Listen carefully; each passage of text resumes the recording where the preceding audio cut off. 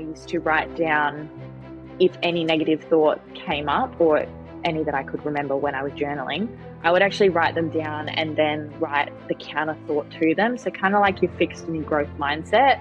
So if something came up and I was like, for an example, I'm not good enough, I would change it and say, I'm still learning, or like something that's more of a positive mindset than what you originally thought. And then the more you kind of acknowledge it, the more you realize when you're saying it. And then the more you realize when you're saying it, the less you actually start to say it. So it's kind of like a repeat on effect. You sort of start with something very, very simple, and then it kind of builds over time. And then when you get to the end result, then it becomes just part of your lifestyle. Welcome everyone to Life with Liza podcast. Our mission at Life with Liza is to share people's stories and the challenges that they have overcome, so that those who are listening in can get the strength, the courage, and the hope to be their better selves. And today we have a very special guest, and I would say she is very multi-talented. When I was researching her, I was shocked to how many things she got up to. Not only she is an entrepreneur who has built a community of over 100,000 people across her social media platforms, she also does things like personalized fine art designs. She creates content for other brands. She manages her own community, which is absolutely incredible. And she also shares everything related to motivation and consistency, and it's helping her community to create the life that they want and build those rituals in to help them do so. Caitlin, welcome to the show. Thank you. I'm glad to be here. That was a very enlightening introduction. I'm flattered. Of course. And it's true. It's just everything that you actually do in your real life. And let's start from there. I really wanted to ask you about how did you get to working for yourself? Is it something that you always envisioned, and how is that working out for you? Yeah, so I definitely say from a young age, I always knew I didn't want to sit in a 9-to-5 desk job, or I didn't want to do, I put in quotation marks, the ordinary kind of jobs. I was always very creative growing up. That's why I started I grew up doing art and drawing and things like that with family. In terms of how I got into it as a job, I actually started in food photography in 2018. I was working with a nutritionist at the time, and she sort of saw some of the work that I was doing, and I started photographing for some recipe books that she was putting out. So I kind of did that on the side of what I was doing. I was working in the fitness industry. And then I moved to where I am now. So I'm in Brisbane, Australia, the middle of 2021, I think that was. And when I did that, I kind of said to myself, like, I want to give myself the opportunity to just go after whatever it was. I didn't really know what I was going after. Like, I knew I wanted to work for myself, and I knew I wanted to do something on social media and be able to build a community and give back to them. But I kind of I wasn't sure what that was. And then it kind of developed over time, and my audience started to grow. And then I sort of found what I really liked doing. And then I became fully self-employed maybe like August last year. So that's when I took the leap. And yeah, it's been going really well ever since. It's quite crazy how in 2021, you just decided, okay, this is what I'm going to do. And you're not really sure. You're not really sure how it will look like and how you'll get there, but you kind of just make a decision, which is quite scary. You just said, okay, I want to build a community. I'm not yet sure how I'll do that. How did you actually manage to navigate that and just then find what you would like to be doing, and also have this trust and confidence in yourself to actually go for it? Because I can imagine, so many people listening in, they also want either to become content creators, or they have some other passions that they have not even discovered, but they do want to build a more meaningful life. But they're also in this unknown situation where they're not really sure. So how did you navigate that? Because this is incredible. And seeing your success on social media is incredible. Well, thank you. And yeah, I'm not going to say it was easy, and like it did take me a fair bit of time. But something that really helped me, if I'm not sure if your followers follow me, but if you followed me like last year, I think it was May that I did Project 50. So it's a challenge where you have like 7 habits that you do for 50 days, and you share your journey online as you're doing it. And one of the skills in that is to dedicate 1 hour towards something new that you've never done before. So I kind of made a promise to myself that that hour in the day was going to be related to my business, whatever that was going to be. And then because Project 50 is also a self-development challenge and it's based on creating a positive state of mind, I did a lot of internal work. So nothing ridiculous, but just a lot of like journaling and, you know, checking in with myself and figuring out what it was that I actually wanted to do. And because I had moved to a different state, I kind of started fresh. I didn't know anyone when I moved and I didn't have family there or anything. So it kind of, I had a clean slate to figure out, okay, I don't have anything now. So what am I actually going to build? And I don't necessarily recommend everyone doing that. It was hard, but it definitely allowed me to, you know, tune into myself and be like, okay, what do I actually want to build? And I would definitely say the journaling helped a lot for me. And I've been working with a coach for a long time. So she's the one that has employed me. Her name's Rachel Ost. She does a lot online. You can look her up if you want, but she is also a psychologist and does a lot of mindset work with me. So she helped me build a mindset of, well, a very consistent mindset in terms of like my health and fitness, but also in terms of figuring out who I wanted to be and what I wanted to do. I'm not sure if that answered the question, but Yeah, it definitely does. And also, I think you mentioned 2 very interesting concepts there that I also wanted to dive deeper, because you mentioned that you moved to a different city, and then it's a very interesting time when you just basically don't know anyone, and you even get the chance to kind of reinvent yourself or also get to know yourself. And I had this similar experience when I moved to the Netherlands when I was 17 years old.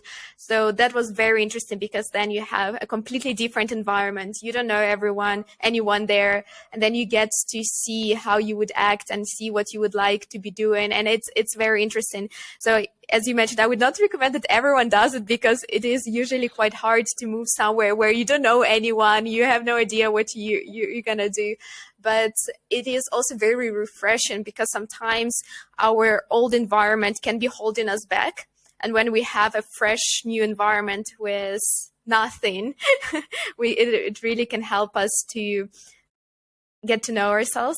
And then the second part that I also wanted to dive deeper, you mentioned about having the coach. And I think it's also very interesting, because sometimes we can go on this journey ourselves, and we can start figuring out, you know, through journaling and other things, self-development activities, who we are, what we'd like to be doing. But sometimes just getting in touch with someone who has the blueprint and can help us and can direct us is very beneficial. And also is serving as a shortcut, because you can do the same on your own, but it will take you so much longer if you don't have a course or a coach, or even reading a book can also give you that blueprint. So I just wanted to point out to everyone who is doubting whether they should do it or reach out to experts for help to actually do it, because it's I feel like it's not talked enough, but it can give such huge advantage and help with that leap forward that one needs. yeah. And if I can just pop in there, it was one of those things. It took me a long time to actually make that commitment as well, because I'm someone that is very self-critical. I'm a bit of a perfectionist with a lot of things, and for me to, you know, accept to have a coach, it was kind of like, do I need that? Like, surely I can just do it on my own. Like, is that actually necessary? But when I kind of put that aside, and I love the quote of, I had it now, I've forgotten it, but like, all coaches need coaches. And it's the same, because there's always going to be someone better than you, or there's always going to be someone that knows more than you, or something different from you. So I think when you do work with other people, it doesn't have to be in health and fitness. It can be whatever career, I don't know, anything really. But it's just that being able to see what they know, because they might know something that you don't, and then it allows you to grow in a different way that you might not have ever been able to do on your own. Absolutely. And it's so interesting that you mentioned that you are a perfectionist, and that's exactly that thought that you mentioned, that I should be able to do it on my own, right? And I think so many of Yeah. us have this thought, and that's why I wanted to point it out, that it's so great that you did reach out to have a coach, and it has had such a big positive impact on your life. So then anyone who really wants to do that, they can also, if they still having this doubt, they can still do that. And I see it when one goes to your page, they see how consistent you are and how you manage to do a million things, and you have so many projects, and you have very tight schedule of things that you're doing. How did it actually start that were you always that consistent? What happened? What helped you to be that consistent? Tell us, we need to know. Yeah. Oh, sorry, that's my dog. Yeah, so, sorry. No. Yeah, I just want to start off by saying that, like, obviously what I share online, it is definitely still a highlight reel. And as much as I am very consistent and what I show online is a representation of my life, there is still, I'm not perfect. Like, I'll have days when I sit in bed or I don't do things. I just want to, make that clear. But I definitely think, and I've thought about this a lot recently actually, but I grew up as a dancer. And I was in a very, hey, sorry, I'll just start that bit again. Stop it. Do you have a dog? I do. He doesn't normally bark. Do you need me to start that part again? No, it's okay. It's okay. People love seeing that other people also have animals. We had a cat jump. So someone's cat literally jumped and flew just in front of the camera. So it was hilarious. But that moment was the one that was rewatched the most. People were just the flying cat. That is very true. So you're saying I grew up as a dancer from a very, very young age. So my sister, my mum, and my nana were all dancers, and they were all very successful at what they did. And I think growing up in that industry, it taught me, a lot of discipline that I didn't realize until I was older, because there were definitely a lot of times when I didn't want to go to practice or I didn't want to be in the team, and mum would make me go even though I didn't want to. And so I definitely think that industry built a lot of discipline in me. But in saying that, I was also a very organized person growing up. I have always been a bit of a perfectionist. But in saying that, you do still obviously learn as you grow up. And I found that I'm someone that I love learning about how to be organized and be able to manage my time. I like being able to make the most out of my days. So I was someone that wanted to figure out, okay, I want to be doing all of these things. How can I actually do that in a way that's sustainable and not just burn me out in about a week's time? So yeah, I think the dance industry definitely gave me a bit of a head start, and then it kind of just built up from there, I guess. It's so interesting that sometimes the things that we do in our childhood can help us embed those positive habits, that then it just becomes who we are and how we interact with this world.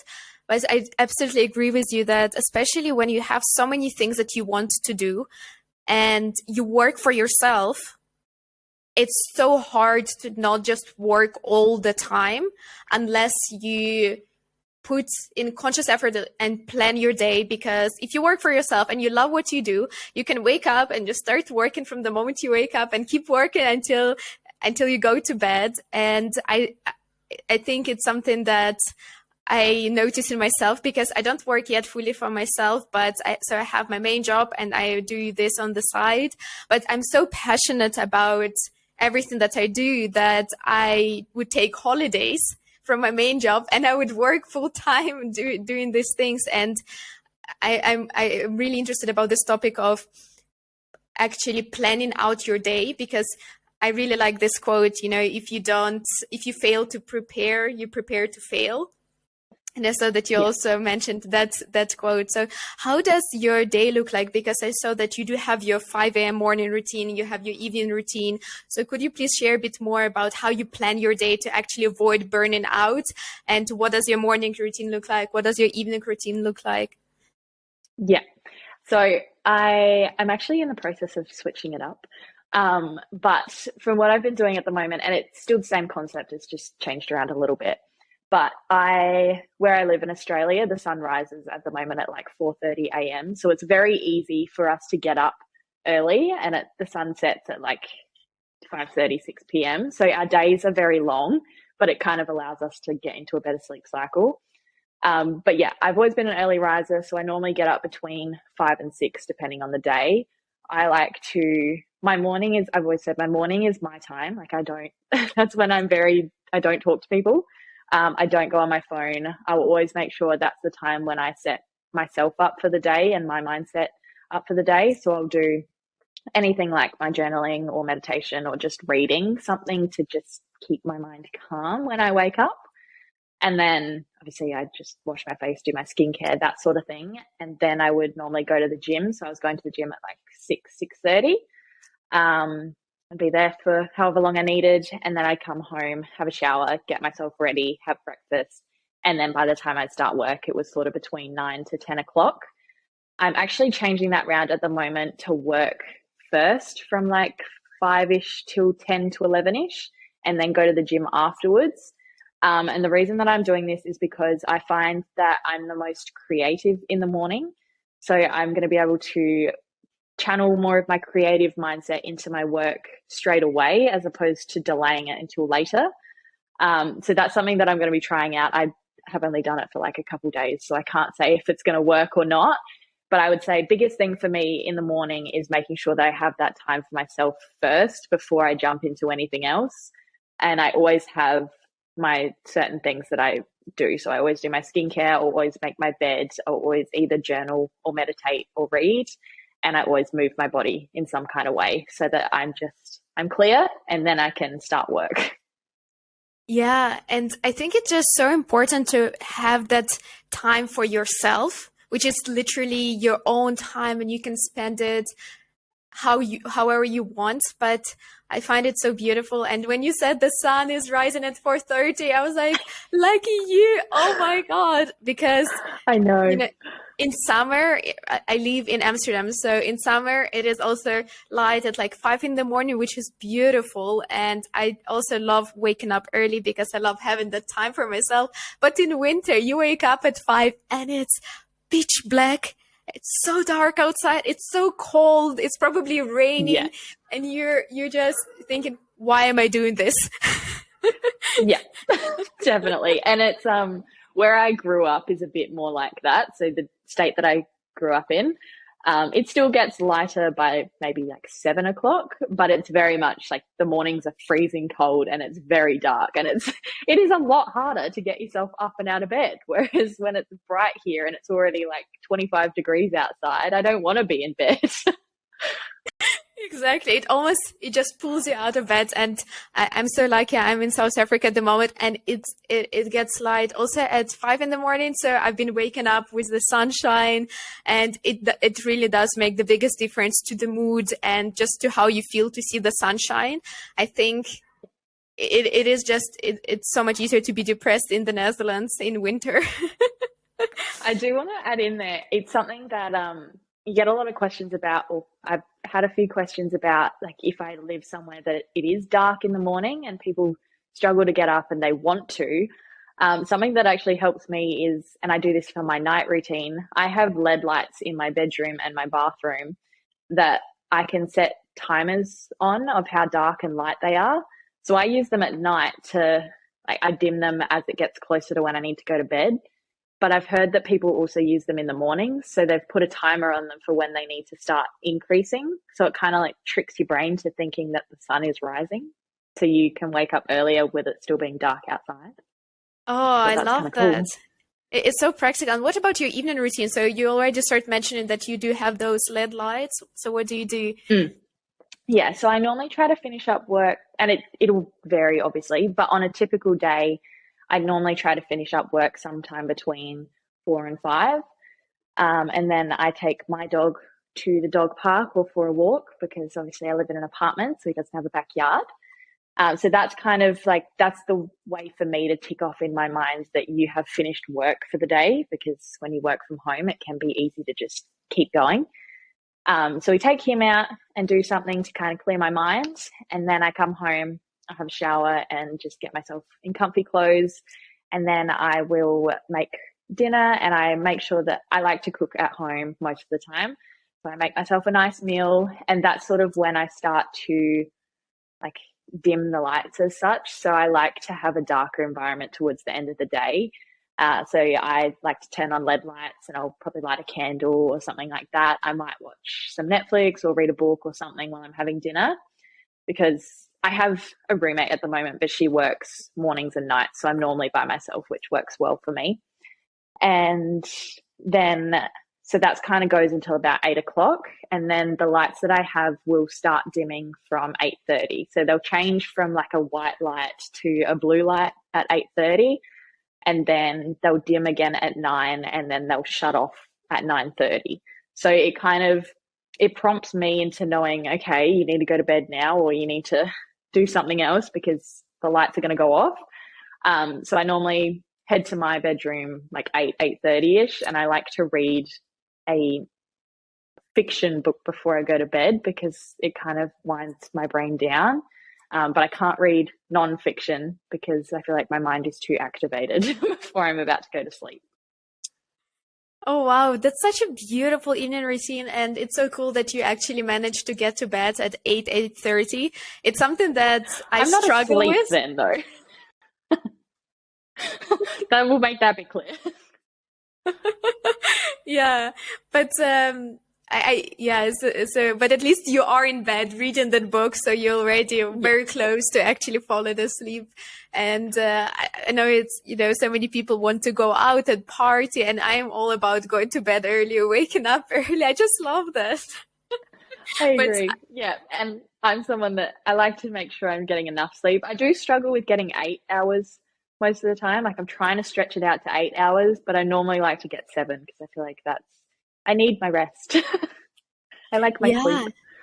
yeah, yeah, and once again, you look like you have your life structured so well. But I saw that you briefly mentioned something around that you were actually admitted to hospital, and that was a big turning point in your life. And you mentioned it just briefly, so I really wanted to dive deeper into this topic. And if you could share your story with everyone who's listening in, and how it impacted you and what happened actually. And I shared it a little bit more, like closer to the time and when I was coming out of it, and I had a lot smaller of an audience. And I definitely haven't shared much of it recently since my audience has grown. But it's I'm not ashamed of it, and I'm happy to share it, because I feel like it does provide so much value to others. But what happened, I was admitted to hospital and diagnosed with anorexia nervosa, so an eating disorder. I had developed that over quite a few years. I think the dance industry probably put some of those mindsets in me from a young age. And then as I grew up in high school, I started doing outdoor ed, which is like you get to go on hikes and go outside adventuring a lot. And to do that, we were training for a 2-week hike in New Zealand, where we just took our rucksacks. Best experience I've ever done. But in saying that, we had to do a lot of training leading up to it. And we had to have all of our food with us, because we only took a backpack, and there was just a lot of planning and a lot of preparation at the time. And that year I was going through a lot of personal change in my life. So things to do with family, school, relationships and things. There was a lot that changed. And because I'm a perfectionist, I grabbed onto my outdoor ed stuff, because that was something that I could control. And it kind of just developed. I kept wanting to control my food and my exercise. But it came from a place of, and this is sort of where it made it a little bit more difficult to find the right recovery process, because my eating disorder developed from a mental health disorder. So I grew up with anxiety and depression, and I struggled with that for many years. So my eating disorder came as a coping mechanism for that, whereas sometimes it can be the opposite way around. The eating disorder comes first and then the mental health. But yeah, so mine was the opposite. It was the mental health first, and then the eating disorder was the coping mechanism. So I was overtraining and under eating and just wanted to be in control of everything because I felt like the world around me I couldn't control, which we can't, but I just felt like everything was spinning out of control. And then I was admitted to hospital at the start of year 11, where I am. So I actually moved schools in year 11, and I went to my new school for half a day on the first day and then was admitted to hospital the second day. So that was very difficult. But I had known for quite a while that I needed help, but I didn't know what to do. And my mum took me to a pediatrician because I was under 18 at the time. And she said to me that I was medically unstable and had to go to the hospital. And like hearing that, I knew something was going on for quite a while. And like I was seeing a GP, so just a general doctor who had been telling me like things weren't going well, but no one had really told me like the severity of it. And then like going to this doctor and her saying to me, like, your heart rate is severely low. It was like, I think it got to about 33 beats per minute, which your average is probably, I don't know, 60. Is it? Is that right? Yeah, that sounds about I think right. it is. So my average heart rate was about 33 beats per minute. And she said to me, like, if you keep going like this, you're not going to be alive. And it sounds so simple, and you feel like someone should be able to just say that to you like months ago. But actually hearing it from a doctor, I was kind of like, it was the first time that I was like, oh my God, like I need to change. So I went to hospital. I spent 2 weeks, maybe 3 weeks in hospital. I had the nasogastric tube, so I had food being fed through my nose to my stomach, and then I was on the eating disorder program. So they put you in the hospital with, I was in a ward with 3 other girls, and we went through the process of like different levels. We went and ate our food with the nurses that were there, and we did also see a psychologist that was connected to the program. And I feel like that could be a whole video in itself, going over the process of what happens in hospital. But pretty much I needed to get to a certain weight range before I could be released. And then when I was released, I was under strict supervision from my parents for, I think it was 2 months. So I was living with my parents at the time, so it was fine. But when I went home, my parents were then in control of everything. So they fed me and all of that. And I wasn't allowed to exercise either. So that's probably something I should mention. When I was admitted to hospital, exercise was cut out completely. And once I left hospital, I was still not allowed to exercise at all. And as someone that's grown up as a dancer and then as someone who's training all the time, cutting it out completely really messed with my mental health. And I know that my body couldn't take it. Like I needed that break. But the couple months when I left hospital was when my mental health got really bad. So then, long story short, it took a long time for me to find the right help that I needed. I'm very fortunate. I never relapsed. When I got to hospital was kind of the realization of, no, this isn't me. I want to change. And so it took me a few months until I found the right coach, who is still the coach that I'm working with. And we tackled the mental health first before the eating disorder. So once I got to like the root cause, which was the needing control and feeling like exercise and food was something that I could be in control of, and once I started to let that go a bit, that was when I could actually heal both ways. So yeah, that's kind of a long but short version of it. Thank you so much for sharing. I think it does require so much courage and strength to share your story openly, and especially the story that is a bit more difficult. You know, it's not necessarily an achievement or something that a goal that you hit, but it's actually stories like this that help other people so much more. And especially, you know, seeing you being successful, having this community, doing so many projects now, it and then someone else is watching you and they look up to you. So it's so great that you're being vulnerable and you share also some other parts of your life as well.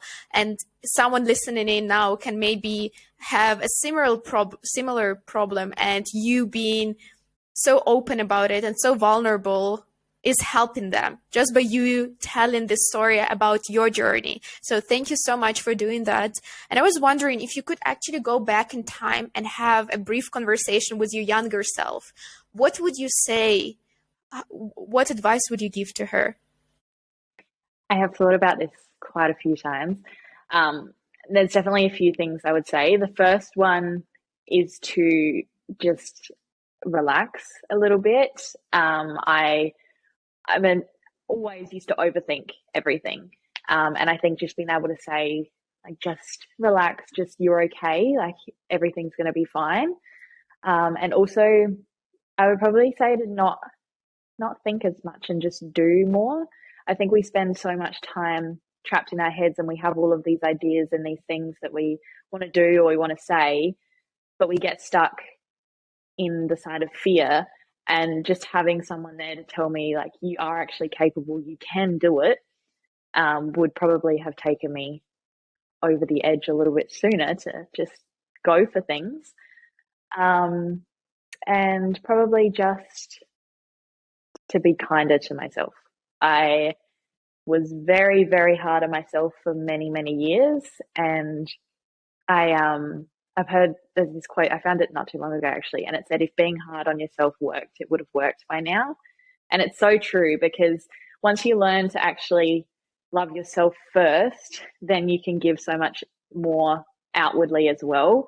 And it's not something that we think about all the time. Like, it's so easy for us to just criticize ourselves without even realizing. Like, you might just do something and say, oh, well, that was so stupid of me. But like, even just little things like that, and just changing your mindset and being like, oh, whoops, that was a mistake. I learned this from it. And kind of just changing that mindset, I think, is so, so important. Yeah, I can so relate to this, because as an ambitious person, you kind of set very high goals and you have quite high expectation of yourself. And then it's so hard to hit those goals, and you might have made a lot of progress, but you didn't hit that goal, and you've been so hard on yourself and you're saying, oh my God, I cannot believe you didn't do this. And you start having this negative self-talk, and it's kind of hard to switch to saying, oh, but look at all the progress that you actually made, or look at all the effort that you actually put in. Do you have any tips on how to switch to a kinder self-talk, and how to recognize when the negative self-talk is actually necessary, or at times when it's actually not necessary and it's not serving you at all? Yeah. One thing that I did, this was when I was recovering from my eating disorder, and I've also taken it into years afterwards. But they made me do a task it's just mirror work. So actually standing in front of yourself in a mirror, like looking at yourself in a mirror, it feels so weird and it sounds weird and it is weird, but it gets easier. And like, being able to stand and look at yourself. And when I was unwell, it was the simplest things. Like, I had to stare at myself and just like label the parts of my body, because at that stage I couldn't even look at myself. Like, it sounds weird, but I did not like what I saw. I could not look at myself. I would stare at the mirror and just bawl my eyes out, like break down in tears. So being able to, reinvent that relationship with yourself, stand in front of the mirror. And if it is, very difficult to start with, just start simple and literally just label the parts of your body. So say, that's my head, that's my eyebrows, that's my eyes. And then once you start to get better at that, then you can sort of say little mantras to yourself. So like, look at yourself and say, I am enough, or I am loved, or I am worthy. And I actually have a couple of little stickers around my apartment that sort of remind me things. So we have one on the fridge. We've got one on my mirrors in my bedrooms. I have one on my laptop, and they're just little like mantras that remind me of certain things that I might be working towards. So one of my biggest ones, which is in my bedroom, is seek discomfort. So I did a reel ages ago, and it was actually the first reel that went viral of mine. And it was talking about how we need to seek discomfort in order to grow. And that's kind of the one that stuck with me the most. So I think having those couple of mantras that you can repeat to yourself over and over to help you build whichever mindset that you're looking for. So for me, it was being able to do things that I'm not comfortable with because I was such a control freak. So having a couple of mantras that you can repeat to yourself. And then another thing that I did was also, I did a lot of journaling, and I used to write down if any negative thought came up or any that I could remember when I was journaling, I would actually write them down and then write the counter thought to them. So kind of like your fixed and your growth mindset. So if something came up and I was like, for an example, I'm not good enough, I would change it and say, I'm still learning, or like something that's more of a positive mindset than what you originally thought. And then the more you kind of acknowledge it, the more you realize when you're saying it. And then the more you realize when you're saying it, the less you actually start to say it.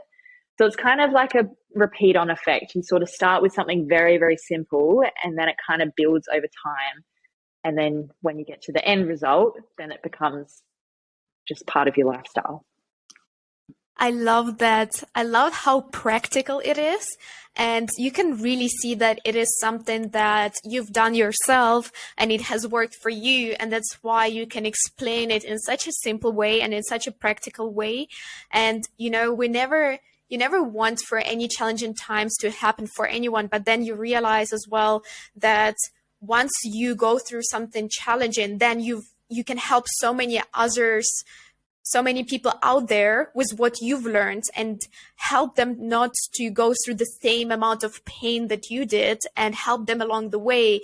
And you can say, I've been there, I've done this, that this can work for you. This will really help. Try saying this to yourself. And it's not that you've read a book on psychology and you knew that this works. You actually also, I mean, it's good to read a book and know what works, but then actually doing it yourself. And also then you can share it with people and they could relate to you because you also went through some challenging times yourself. So I think this is just so powerful. And I loved how simple and practical it is, and that anyone who is struggling now can just start doing it. And even if you're not necessarily going through very challenging times, I think all of us have those negative thoughts, and it would be beneficial for everyone to start becoming more aware when we have those negative thoughts and trying to replace them with a more empowering one.